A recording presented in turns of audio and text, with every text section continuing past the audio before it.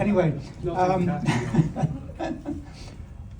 look, I'm not the person that you should be crediting with this alone. I did this with my brothers, Ronnie and Bill, and they just leave it to me to front the thing up here and keep our flame alive of what happened all those years ago. But there's somebody else, another guy that's far more important than any of us, that made all this possible, without whom none of this would have happened. A certain gentleman who was living in Woodstock at the time, otherwise known as Robert Zimmerman, who became Bob Dylan. Now, Bob Dylan is a name that is very often sort of forgotten about these days when you think about the great stars that we've been looking at here today. His stock, a lot of people think Hendrix is more important than Dylan, for instance, which is absurd in my opinion, but it was Dylan coming to the Isle of Wight that made this thing possible. Without Bob Dylan in 1969, I don't think there would have been a second Isle of Wight Festival. It was as important as that, and of course once we got him under contract, it was like winning the lottery.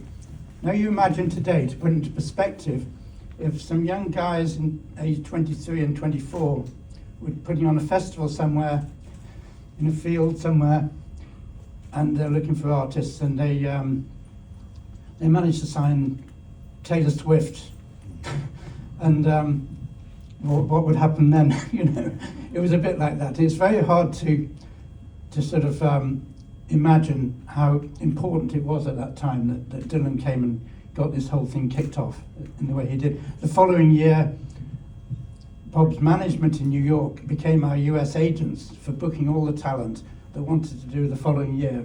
Joni Mitchell and Leonard Cohen, Chicago and Miles Davis, you know the list.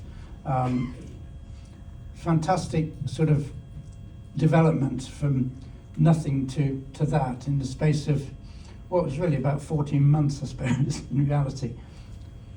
Anyway, I'm often asked what's the difference between festivals then and festivals now.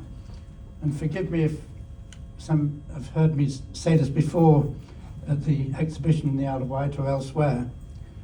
I mean, obviously the tents were all pointed in those days. They weren't rounded at all. They all had to have sort of tent poles and things.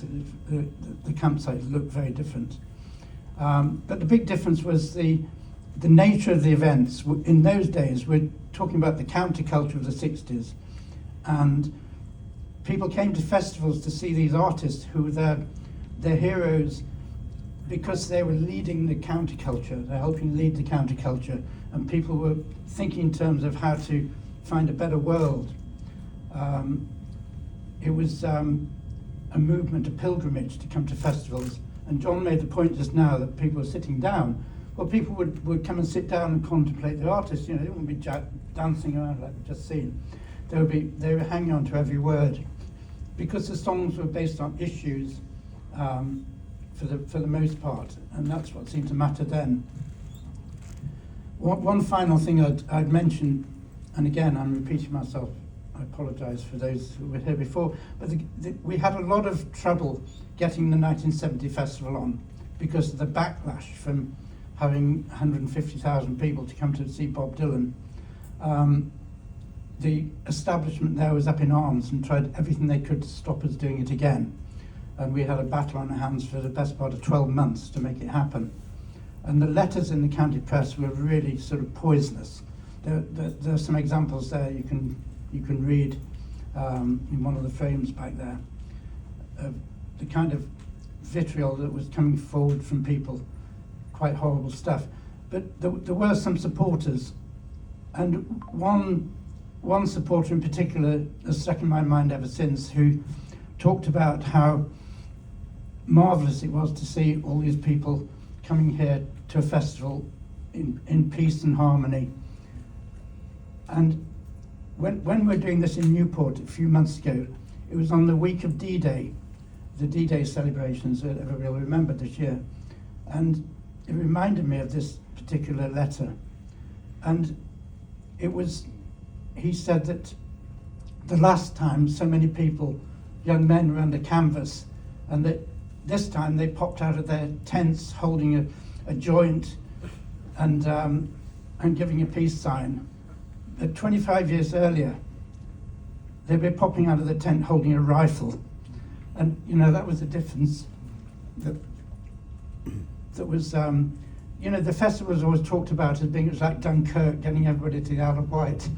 And this particular letter was sort of honing in on that imagery. But we weren't very far from the Second World War in those days, you know, and that people remembered it. And unfortunately, most of our opponents were ex-military, and they were like colonels and brigadiers and admirals and people now in retirement and living in the Isle of Wight and trying to stop us from doing what we're doing. But we did get it on, and I'm very proud to be here with John and to see what he's done with our festival, that we started something and it's been developed into something that's a really fabulous, high quality thing. It's one of the great festivals now. Really professionally done, and I go there myself and I see what kind of detail there is there, and it's all excellent. So well done, John. Thank you. Thank you.